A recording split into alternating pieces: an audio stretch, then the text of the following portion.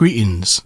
I'm going to start today's video picking up where I left off on the last video, which was using Maschine and using Console 1 to mix what's going on inside Maschine. Now, I kind of rambled in the last video in a long preamble up to what was actually the point of the video, and when I got to the point of the video I didn't actually show you much. So this time round I'm going to show you more of what I intended in the first place. So if I show you the desktop, you can see that I have this program open, Maschine, with the project open that we were in the last time. Now I've done a couple more things to it since then, but at this point it's still just a single 8-bar loop, and it sounds like this.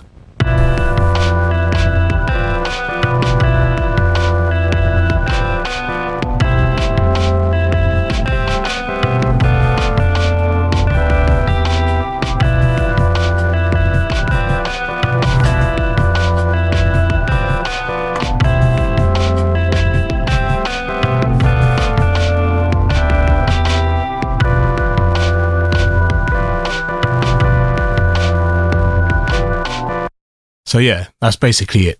Like I said, just a 8-bar loop at this point. But what was different about this is this Console 1 being used to mix the project. Now, sometimes, and you can see it here, track 7 shouldn't. I'm not sure. Oh, actually, no, I know why that's happened, because I changed the input. That's right. So yeah, because originally it was grey, but I actually changed the channel strip for track 7. So that's why it's turned blue. So don't worry about that. So yeah, so here we got tracks 1 to 20 as per the Console 1. And you can see the first 10 tracks, which relates to the first 10 tracks on the Console 1 fader. They are all the subgroups. So within, if I change cameras,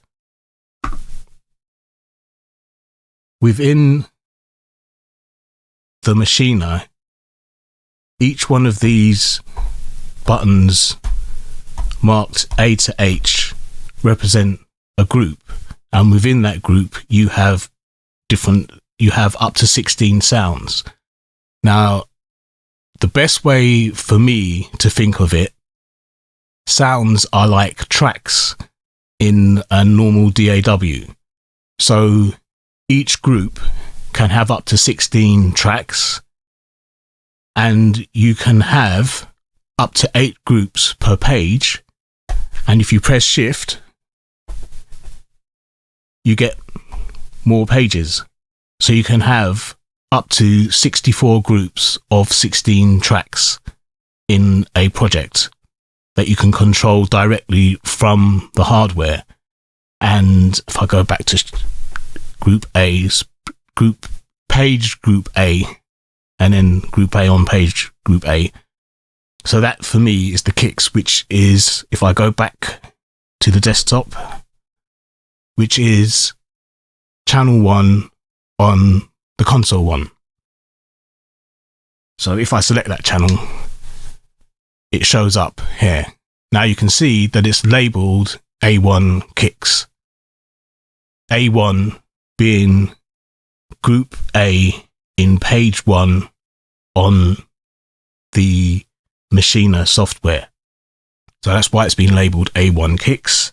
And then if I go to channel 9, that's A2. So that's page 2.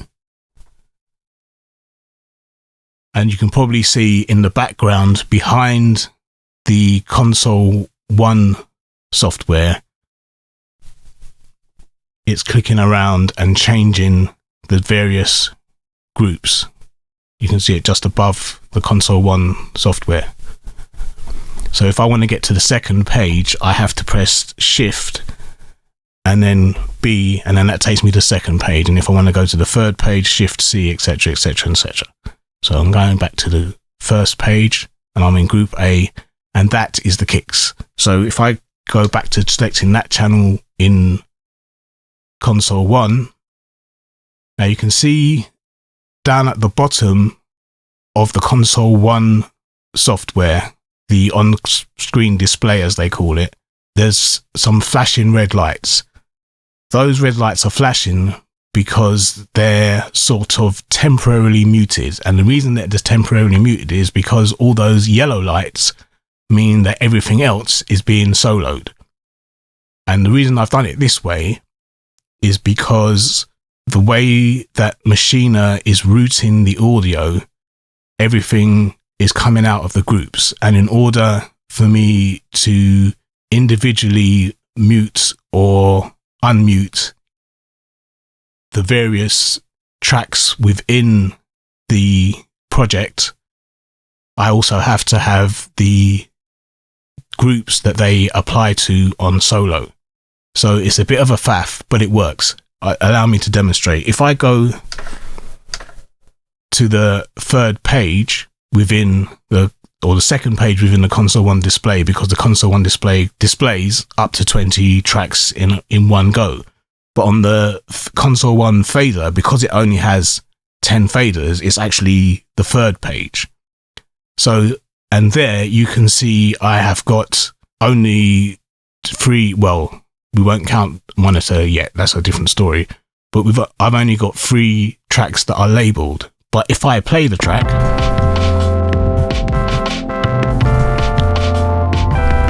you can see that track 29 also has an output.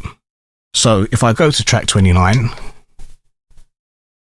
what I need to do is name that track manually. So if I scroll up to where it says rename tracks, for some reason it's grayed out. I'm not sure why that is. So let me come out of that. Instead, what I will do is I'm going to get rid of the display and I'm going to go into the mixer, because going into the mixer then opens up the various modules that are associated with a particular track. So what I'm going to do is go to the bass part of the mixer and I'm going to go to console 1.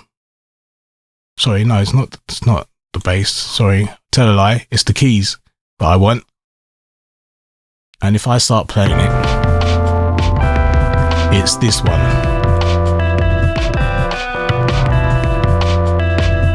So what I'm going to do is call that, for the sake of this, Jazzy Clav.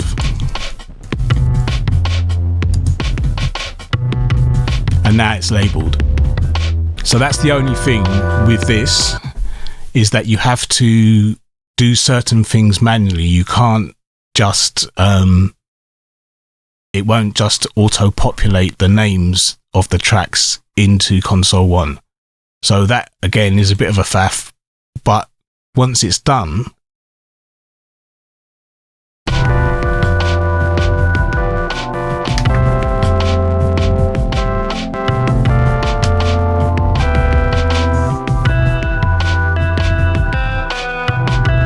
as you can see, I can use it to mute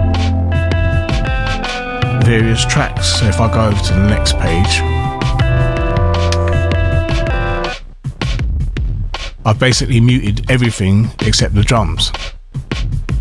If I go back to page 3, according to the fader, I can bring back in that Jazzy Clav.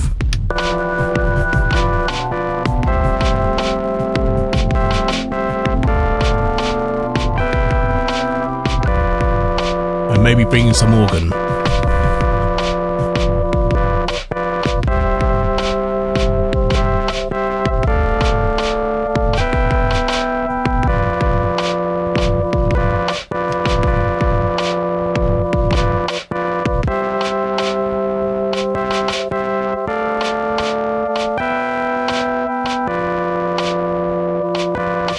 So you get the point. Basically, this is what I was talking about, using Console 1 as a mixing tool within Maschine. And as you can see, if I choose this channel, for example, I haven't got any compressor going on at the moment, but I do have a little going on in terms of the equalizer. So a little bit of roll off at both top end and bottom end. If I choose a different track, let's go to, you can see it's got a compressor on there and I'm doing something in the shape. If I go to this kick, there's nothing on there, but on this one, I've got a bit of compressor going as well. Yeah, so if I go to the snare, you can see that I've got a little bit of EQ going on there, but not much in the way of compression. However, if I jump to the group tracks and click on the snare group, you can see that there's more EQ and compression and de-essing going on. And this is like a preset that's kind of been tweaked a bit. So yeah, you can do all kinds of mixing using Console 1 as your mixer by routing the tracks to it. And you do that, if I remove the display, by inserting Console 1 on your tracks. It has to come after the sampler, because the sampler is the sound source, and it could, in theory, I suppose, come after all the other effects that have already been put onto the sound source. So for this, for example, this round jazz thing has a compressor and an EQ that were built into the original sound, but the Console 1 is there simply to control panning, input gain, output gain, all the usual stuff. And I can add extra effects if necessary, extra processing if necessary to the track before it then goes on to the built-in compressor and EQ sound. Or I can get rid of the compressor and EQ that were built into the original sound and create my own sound with the Console 1's compressor and EQ. So the choice is basically up to the user how they want to use it, how deeply they want to integrate Console 1 into the workflow. So yeah, so that's taking on what I missed out in the previous video. But I also mentioned in the previous video that I intended to show people more about my mixing desk. So here